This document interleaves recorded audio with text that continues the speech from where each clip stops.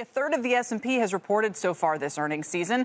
The results pretty strong overall, with earnings up 8% year on year, revenues up 4.5%. But there have also been quite a few big misses, and we've seen a lot of them this week. Here to trade some of those train wrecks is none other than Victoria Greene, the CIO of Squared Private Wealth and a CNBC contributor. I'm so glad you're here. Nice treat, a surprise as well.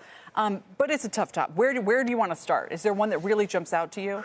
Well, the big one obviously was Tesla, if you're a part of the Mag 7. And the funny part, it wasn't a miss, it was the conference call and the tone there. So for me, Tesla's a hold. Tesla, the auto company, definitely dumpster fire right now, right? Like deliveries we knew would miss, having a little trouble with sales. They talked about, hey, we're holding that cheap Model 3 version until the tax credit rolls off. So their plan there is to replace the 7,500 EV credit with the cheaper model, maybe get some sales to pick up.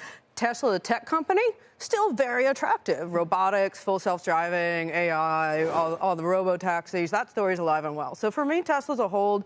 Musk doesn't always get there on time, but he typically does accomplish everything he's going to say he does. If politics is finally taking a back seat, you could see people overlook a little bit the Tesla sales and be more about Tesla, the tech company. That's it. So you're okay holding it here, not necessarily a place to pile in, not necessarily a place to sell and run. Well, considering he was like, hey, we may have a few rough quarters here, I'm not sure I would just double down on that. We're done seeing some risk to Tesla because their automotive sales, especially in Europe and in Asia and other places where there's heightened EV competition, do seem a little under pressure right now. All right, let's move on to Texas Instruments, which, correct me if I'm wrong, also it's a little bit to do with what's going on in autos. I mean, they were down big on results. Maybe you can talk a little bit about why that was. Do you think this is an opportunity or not? Worst week since 2008 for this one. Yeah, absolutely. Tesla again, or not Tesla, I'm sorry. Texas Instruments to me, again, is a hold. I'm a little cautious on them because, again, the tone and timbre of their call. Like, he surprised everyone saying, we're worried about tariffs still, and people were like, wait, what? Like, we thought maybe we were bottoming here. Automotive is about 35%, industrial and automotive is about 70%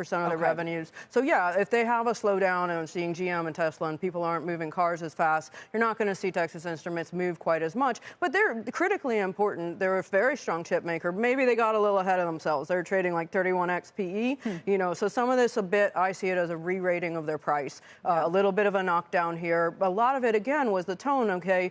CEO is sitting here saying, I'm worried tariffs are going to bite us, which means that they're concerned that we do have secondary tariffs coming on semiconductors and that this was just a pull forward, not a trough in demand, but this was just a pull forward in demand, and now we may not have growth in the back half of the second half of the year.